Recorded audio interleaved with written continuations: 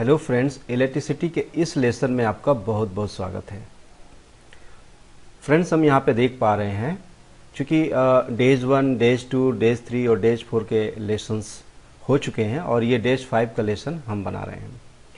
इसमें मुख्य बात ये है कि ये जितने भी एलिमेंट्स आप यहाँ देख पा रहे हैं पीरियोडिक टेबल पे, ये वो एलिमेंट्स हैं जिनको इस धरती पे खोजा गया है। ठीक है, तो इस धरती पे ये सारे एलिमेंट्स मौजूद हैं। तो ये जितने भी एलिमेंट इस धरती पे मौजूद हैं वो किसके रूप में है? कंडक्टर के रूप में, सेमीकंडक्टर के रूप में और इंसुलेटर के रूप में। ठीक है, तो कंडक्टर भी जरूरी है हमारी लाइफ के लिए, सेमीकंडक्टर भी जरूरी है और इंसुलेटर भी जरूरी है। तो हम कह सकते हैं कि इस दुनिया में कंडक्टर के मटेरियल मौजूद हैं, सेमीकंडक्टर के मटेरियल मौजूद हैं और इंसुलेटर के मटेरियल मौजूद हैं। जब हम नहीं जानते थे कंडक्टर, सेमीकंडक्टर, इंसुलेटर, तब भी ये चीजें मौजूद थीं और जब आज जानते हैं तो अब इसका दोहन हो रहा है। वेरी वेरी इंपॉर्टेंट थिंग ये है कि एक्चुअली में व्हाट इज एवरीथिंग। ठीक है, तो एक चीज हम कहेंगे कि electricity is all around us. जो इलेक्ट्रिसिटी है वो हम सबके चारों तरफ है। Electricity is all around us. Why, इस मैटर पे एक बार हम लोग डिस्कस कर लेते हैं। सबसे पहले देखते हैं जो थिंग्स होती हैं वो कौन कौन सी थिंग्स हैं। ठीक है, थिंग्स अगर इस दुनिया में मौजूद हैं तो वो लिविंग के रूप में मौजूद है और नॉन लिविंग के रूप में मौजूद है। ठीक है, तो अब हम बात कर लेंगे मैटर की। मैटर में हम कहाँ से स्टार्ट करते हैं? एटम से, जो कि एक छोटी यूनिट होती है। और कहाँ तक जा रहे हैं? इस पूरे ब्रह्मांड तक, यूनिवर्स तक। ठीक है, तो थिंग्स दो हो गई, living things and non living things. ठीक है, और मैटर हम कहाँ से स्टार्ट कर रहे हैं? एटम से लेकर के यूनिवर्स तक, सबसे छोटी यूनिट से लेकर के सबसे बड़े यूनिट तक। तो किसी भी मैटर का जो सबसे छोटी यूनिट होती है वो क्या है? एटम है। किसी भी मैटर का जो छोटी यूनिट है वो एटम है। एक्चुअली में what is the definition of the atom? Atom is the smallest particle. Atom is the smallest particle of any matter. किसी भी मैटर का सबसे छोटा पार्ट क्या है? एटम है। अब जब एटम मिलेंगे तो क्या बनेगा? मॉलिक्यूल्स बनेंगे। और जब मॉलिक्यूल्स मिलेंगे तो क्या बनेगा? कंपाउंड्स बनेंगे। ये हम पीछे के जो चैप्टर्स में बात कर चुके हैं उसी की बात हम दोबारा यहाँ पे कर रहे हैं कि एटम्स मिलेंगे तो क्या बनेगा? मॉलिक्यूल बनेगा। और मॉलिक्यूल्स मिलेंगे तो क्या बनेगा? कंपाउंड बनेगा। और जब कंपाउंड्स भी आपस में रिएक्ट करेंगे, कुछ समय तक रहेंगे तो क्या बनेगा? कॉम्प्लेक्स कंपाउंड बनेगा। जैसे कि डायमंड, बहुत मूल्य है इसका, ग्रेफाइट। ठीक है, तो diamond basically non metal material से बना है। Non metal. ठीक है, नॉन मेटल का मतलब होता है कि जो ये है हमारा यहां से लेकर के, ये यहां से लेकर के यहां तक की सीरीज के जितने भी एलिमेंट्स दिख रहे हैं वो सब नॉन मेटल्स हैं। ठीक है, इन नॉन मेटल से मिलके क्या बना है? डायमंड बना है। ठीक है, और उसी नॉन मेटल से ग्रेफाइट भी बना है। तो एक्चुअली में इलेक्ट्रिसिटी वहां पे इजी वे में पास होती है जहां पे मेटल मटेरियल मिलता है। ठीक है, और यहाँ पे डायमंड और ग्रेफाइट दोनों नॉन मेटल मटेरियल से बने हुए हैं। दोनों ही कार्बन से बने हुए हैं। कार्बन एक एलिमेंट है जिससे डायमंड भी बना है और ग्रेफाइट भी बना है। ठीक है, लेकिन जब कंडक्शन की बात आती है, इलेक्ट्रिसिटी के कंडक्शन की बात आती है, तो डायमंड में कंडक्शन नहीं होता है। डायमंड में कंडक्शन नहीं होता है, जबकि इस ग्रेफाइट में कंडक्शन होता है। इलेक्ट्रिसिटी का कंडक्शन ग्रेफाइट में होता है और डायमंड में नहीं होता है। और दोनों ही कार्बन से बने हुए मटेरियल हैं। दोनों ही कार्बन से बने हुए मैटर हैं। तो हम कह सकते हैं कि diamond not conduct electricity but graphite conduct electricity. Graphite का बहुत बड़ा यूज होता है न्यूक्लियर रिएक्टर पे भी। ठीक है, so diamond not conduct electricity but graphite conduct electricity and both material made up with carbon.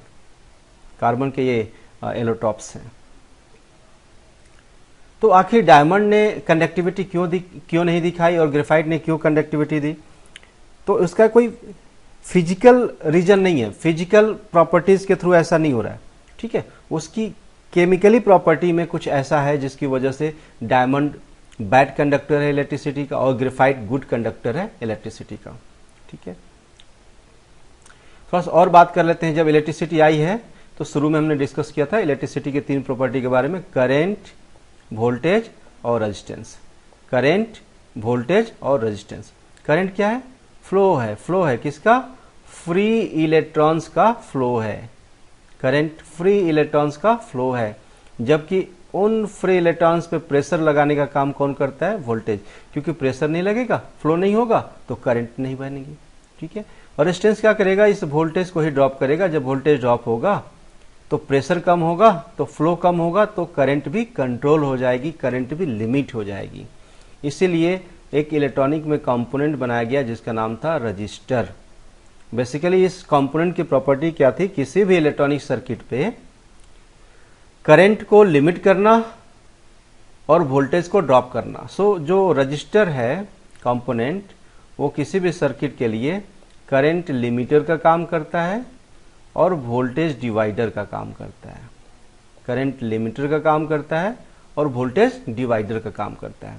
This register is the component and this resistance is the property of electricity. तो यहां मूल में क्या था? Free electrons. ठीक है। और ये इलेक्ट्रॉन्स कहां पाया जाता है? एटम के अंदर। एटम के अंदर इलेक्ट्रॉन, प्रोटॉन, न्यूट्रॉन पाया जाता है। ठीक है। इलेक्ट्रॉन पे निगेटिव चार्ज होता है, प्रोटॉन पे पॉजिटिव चार्ज होता है और न्यूट्रॉन न्यूट्रल होता है। ठीक है। जब ये जिस मटेरियल से ये इलेक्ट्रॉन पास, जिस मटेरियल को ये इलेक्ट्रॉन पास कर सकता है, ठीक है, उसे बोला जाता है कि वो कंडक्टर है। और जिसमें ये पास नहीं कर सकता है उसको बोला जाता है कि ये इंसुलेटर है। ठीक है। तो कंडक्टर, इंसुलेटर की डेफिनेशन यही क्लियर हो गई कि जिन मटेरियल से इलेक्ट्रॉन गुजर सकता है, जिन मटेरियल में इलेक्ट्रॉन फ्रीली फ्लो कर सकता है, वो मटेरियल कंडक्टर होंगे, और जिनमें ये फ्लो नहीं कर सकता है वो मटेरियल इंसुलेटर होंगे। सेमीकंडक्टर की बात बाद में हो जाएगी। तो इतना क्लियर हो गया कि इलेक्ट्रॉन का फ्लो जिन मटेरियल से होगा वो मटेरियल कंडक्टर कहलाएंगे, और जिनसे नहीं होगा वो मटेरियल इंसुलेटर कहलाएंगे।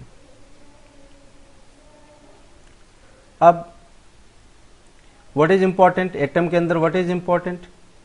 Electron is important. एटम की खास प्रॉपर्टी क्या है कि एटम के अंदर जो इलेक्ट्रॉन है, इसकी खास प्रॉपर्टी क्या है कि electron revolve around the nucleus. ठीक है। Electron revolve around the nucleus. जैसे कि ये न्यूक्लियस है, इस न्यूक्लियस के अंदर प्रोटॉन और न्यूट्रॉन होगा, और इसके चारों ओर कौन रिवॉल्व करेगा? इलेक्ट्रॉन करेगा। इसके चारों तरफ कौन मूव करेगा? इलेक्ट्रॉन मूव करेगा। ठीक है। गुड। कंडक्टर का एग्जांपल क्या था? कॉपर, सिल्वर, गोल्ड भी था, आयरन, एल्युमिनियम। ठीक है। इंसुलेटर का एग्जांपल क्या था? Rubber, plastic, diamond. और सेमीकंडक्टर का एग्जांपल क्या था? Silicon, germanium, selenium. ठीक है। थोड़ा सा और बात कर लेते हैं कि अर्थ क्रस्ट पे धरती की जो परत है, हमारी धरती पे जो एलिमेंट मौजूद हैं, जिनके एटम्स मौजूद हैं, जो मटेरियल मौजूद हैं, वो है carbon, hydrogen, oxygen, nitrogen, sulphur, sodium, magnesium, calcium, silicon और इत्यादि, और भी बहुत सारे। तो हमने यहाँ पे क्या देखा कि हमारे अर्थ क्रस्ट में, धरती पे ये मटेरियल मौजूद है, ये एलिमेंट मौजूद है। ठीक है। और इन्हीं मटेरियल से मिल करके लाइफ की जो सबसे छोटी यूनिट है, जिसको हम बोलते हैं सेल, उसका डेवलपमेंट हुआ इन्हीं मटेरियल से। जैसे कि कार्बन, हाइड्रोजन, ऑक्सीजन से कार्बोहाइड्रेट का निर्माण हुआ। ठीक है। ये चलिए बात छोड़ते हैं। ठीक है। यहाँ पे बात करते हैं, एटम से मॉलिक्यूल बना, मॉलिक्यूल से कंपाउंड्स बने, कंपाउंड से कॉम्प्लेक्स कंपाउंड्स बन गए, जैसे कि डायमंड और ग्रेफाइट। उसी तरह से लाइफ की जो सबसे छोटी यूनिट है सेल, सेल के मिलने से टिश्यूज बना, टिश्यूज के मिलने के ऑर्गन बना, ऑर्गन के मिलने से ऑर्गन सिस्टम बना, और ऑर्गन सिस्टम के मिलने से बॉडी स्ट्रक्चर बन गया। ठीक है। एग्जाम्पल के तौर पे वो एनिमल बॉडी हो, ह्यूमन बॉडी हो या अदर हो। ठीक है। अब बात आती है कि एटम के मिलने से मॉलिक्यूल बना, बट एटम किससे बना? तो वो इलेक्ट्रॉन, प्रोटॉन, न्यूट्रॉन से बना। ठीक है। एटम के अंदर का इलेक्ट्रॉन इंपॉर्टेंट है। अब देखिए सेल किससे बना? तो ये मैक्रो मॉलिक्यूल से बना और माइक्रो मॉलिक्यूल से बना। ठीक है। मॉलिक्यूल देखिए, ये वाला मॉलिक्यूल। ठीक है। अब बात करते हैं कि जो मैक्रो मॉलिक्यूल है वो क्या है? ये नॉन सॉल्युबल है, और ये क्या है? तो मैक्रो मॉलिक्यूल के एग्जाम्पल हैं carbohydrate, lipid, protein, nucleic acid, DNA, RNA. अभी ये सेल के अंदर मौजूद हैं, सेल इनसे मिलकर के सेल बनी हुई है। ठीक है, हमने अभी मैक्रो का नाम लिया है, माइक्रो को हमने छोड़ा है। बहुत सारे ऐसे एसिड्स हैं जो माइक्रो मॉलिक्यूल्स होते हैं, ठीक है, वो सॉल्युबल होते हैं। तो सिर्फ कार्बन, हाइड्रोजन, ऑक्सीजन ने मिलकर के क्या बनाया, एक स्ट्रक्चर में कार्बोहाइड्रेट बनाया और दूसरे स्ट्रक्चर में लिपिड या फैट बना दिया। तो बॉडी के अंदर सेल होती है, सेल के अंदर कार्बोहाइड्रेट मौजूद है, लिपिड मौजूद है, फैट मौजूद है, प्रोटीन भी मौजूद है, जिसमें कार्बन, हाइड्रोजन, ऑक्सीजन, नाइट्रोजन के स्ट्रक्चर से प्रोटीन का निर्माण होता है। ठीक है, और चूंकि प्रोटीन का सिंथेसिस होना, बनना डिपेंड करता है डीएनए और आरएनए पे।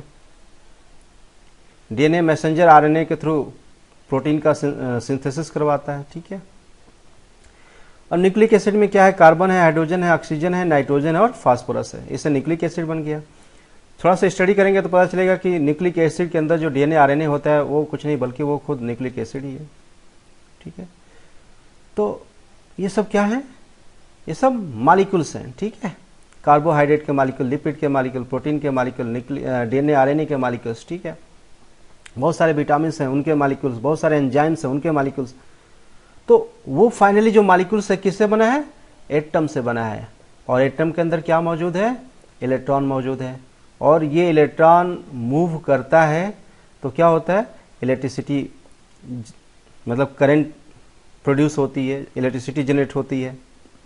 तो हम कह सकते हैं कि electricity is all around us, electricity हर जगह मौजूद है, कंडक्टर से लेकर के, सेमीकंडक्टर से लेकर के इंसुलेटर तक। ठीक है, क्योंकि इंसुलेटर मटेरियल बनने में, स्टार्टअप में इलेक्ट्रिसिटी की जरूरत थी। अर्थ क्रस्ट में ये एलिमेंट मौजूद हैं, लाइफ सेल में ये एलिमेंट्स मौजूद हैं, ये मॉलिक्यूल्स मौजूद हैं। तो आज का जो टॉपिक था वो इसी बात पे था कि electricity is all around us. Why? क्योंकि दुनिया का जो सबसे छोटा पार्टिकल एटम है और दुनिया की जो सबसे बड़ी चीज है वो यूनिवर्स है, गैलेक्सीज हैं, वो सब किससे बने हैं, एटम से ही मिलकर के बने हैं। और एटम किससे बना है, इलेक्ट्रॉन, प्रोटॉन, न्यूट्रॉन में। ठीक है, इलेक्ट्रॉन, प्रोटॉन, न्यूट्रॉन से बना है, लेकिन इलेक्ट्रॉन की भूमिका सबसे ज्यादा है। और जहां इलेक्ट्रॉन है वहां पे इलेक्ट्रिसिटी है, जहां इलेक्ट्रॉन है वहां पे इलेक्ट्रिसिटी है। तो दुनिया की ऐसी कोई चीज नहीं है जहां पे इलेक्ट्रिसिटी मौजूद ना हो। ठीक है, हम समझ रहे होंगे कि आप इस बात को समझ पा रहे होंगे कि व्हाट इज एवरीथिंग, ये एवरीथिंग है क्या। एवरीथिंग मतलब conductor, semiconductor, insulator, life cell, earth crust, everything. Everything क्या है, वो इलेक्ट्रिसिटी है। ठीक है, फंडामेंटल पार्टिकल से लेकर के, चार्ज पार्टिकल से लेकर के, all and everything is electricity. ठीक है, एक चीज यहां पे हम कहेंगे कि we may not understand what electricity is, we may not understand what electricity is, but we understand how to use it.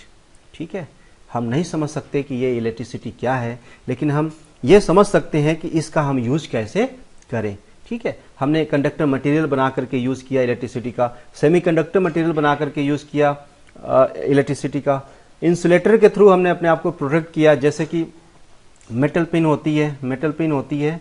ठीक है, इसके ऊपर प्लास्टिक का जैकेट लगा होता है और इसको हम प्लग कर देते हैं कहीं भी, तो ये जो मेटल पिन है, ठीक है, वो एक्चुअली में कंडक्टर मेटल है, कंडक्टर मेटल में कॉपर मेटल है। ठीक है, और ये जो प्लास्टिक का कवर है वो क्या है, एज ए इंसुलेटर एक्ट करता है, ताकि इसे हम हाथ से पकड़ के कहीं पे सॉकेट में प्लग कर सकें। ठीक है, तो जितना कंडक्टर का यूज हमारे लाइफ के लिए है उतना ही इंसुलेटर का भी यूज हमारे लाइफ के लिए है। क्योंकि सेमीकंडक्टर ने आकर के क्या किया, एसी के एक दूसरे रूप जिसको हम लोग डीसी कहते हैं, करंट के एक दूसरे रूप जिसको हम डीसी कहते हैं, उसको यूज करना सिखा दिया। ठीक है, और डीसी को जैसे ही हमें यूज करने आ गया, हमने टेलीविजन्स, मोबाइल्स में आईफोन्स, स्मार्टफोन्स, ठीक है, कंप्यूटर्स में main frame computer, super computer, mini computer, micro computers, laptops, PDA, बहुत सारी डिवाइसेस हमने क्या किया, सेमीकंडक्टर मटेरियल को यूज करके हमने उन डिवाइसेस को बनाना सीखा और बना करके जनरल कमर्शियल होम अप्लायंसेस के रूप में हम लोगों ने उसको यूज़ करना सीख लिया। तो अगर ये इलेक्ट्रिसिटी ना होती तो कुछ भी ना होता। So electricity is all around us. जाते जाते इस लेसन को फिनिश करने से पहले एक बार पुनः हम बोलते हैं कि we may not understand what electricity is but we understand how to use it. तो आने वाले लेसन्स में हम यही सीखेंगे कि हाउ टू यूज इट में ऐसी कौन कौन सी चीज़ें हैं जिसको हम यूज़ करते हैं, फ्यूचर में कौन कौन सी चीज़ें आएंगी जिन्हें हम यूज़ कर सकेंगे। ये एक बेसिक पार्ट था ताकि आपको ये समझ में आए कि basically what this electricity is. Thank you so much.